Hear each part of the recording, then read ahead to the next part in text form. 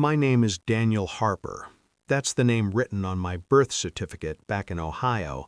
But in 1968, in the jungles of Vietnam, names didn't really matter. We were just young men in green uniforms, carrying rifles heavier than we were ready for, trying to survive another day. I was 19 when I stepped off the plane in Da Nang, 19 years old enough to be sent to war, old enough to carry an M16, but not old enough to understand what war really does to a person. The moment the aircraft door opened, the heat hit me like a wall. It felt like the air itself was alive, thick and suffocating. Within minutes, my uniform was soaked in sweat. The jungle around the base stretched endlessly, dark and loud and unfamiliar. Everything made noise there. Birds, insects, the wind moving through leaves. But sometimes it wasn't the wind. Sometimes it was someone watching you. 3 days after arriving, I went on my first patrol. Sergeant Miller led us. He was only 24, but the lines on his face made him look much older.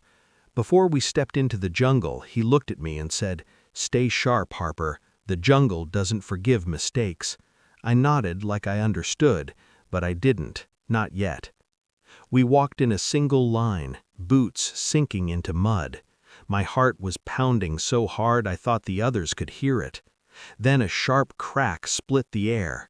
Gunfire erupted from the trees, and suddenly the world became chaos. I dropped to the ground, hands shaking as I raised my rifle. I didn't see who I was shooting at. I just fired into the trees again and again, trying to make the fear stop.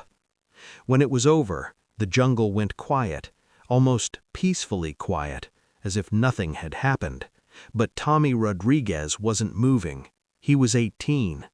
2 nights earlier, he had shown me a photo of his little sister and told me about the auto shop he wanted to open when he got home. Now he lay face down in the mud, and no dream in the world could bring him back. That was the moment I understood something they never teach you in training. War doesn't wait for you to grow up.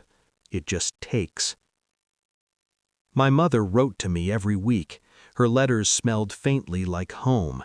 She told me about our dog, about neighbors, about the weather in Ohio. She never mentioned the protests happening back in America, but we heard about them anyway. Some people called us heroes, others called us killers.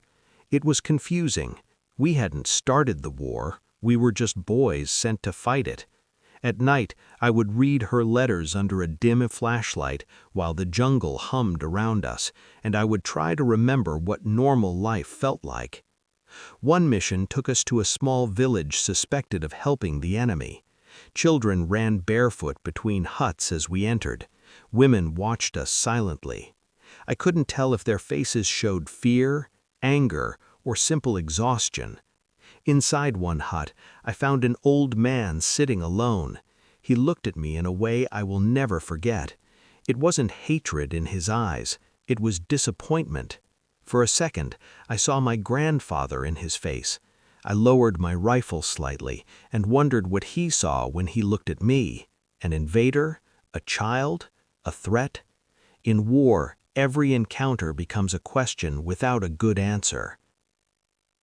The day that changed me forever came during heavy rain. In Vietnam, rain doesn't fall gently, it crashes down, turning the ground into thick mud. We were moving carefully along a narrow path when an explosion tore through the line ahead of me. The man walking in front simply disappeared in fire and dirt. My ears rang so loudly I couldn't hear the shouting. Then came more gunfire from the trees. I fired until my rifle ran empty, reloaded, and fired again. Fear became something physical, something clawing inside my chest. When it finally ended, 3 of our men were gone. Sergeant Miller was one of them. The man who told me that jungle didn't forgive mistakes never made it out of it. After that day, something inside me shut down. I stopped shaking during firefights. I stopped thinking about who was on the other side. Survival became the only rule. Sleep became rare. Even when I managed to close my eyes, I saw flashes of light and heard gunshots in my dreams. I was still 19, but I felt decades older. My tour ended in 1969. When I stepped off the plane back in the United States, the air felt lighter. People moved through the airport laughing, talking, living ordinary lives. It felt unreal. My mother hugged me tightly and whispered, "You're safe now." I wanted to believe her. That night, when a car backfired outside our house, I hit the floor before I even realized what I was doing. My body had come home. Part of my mind had not.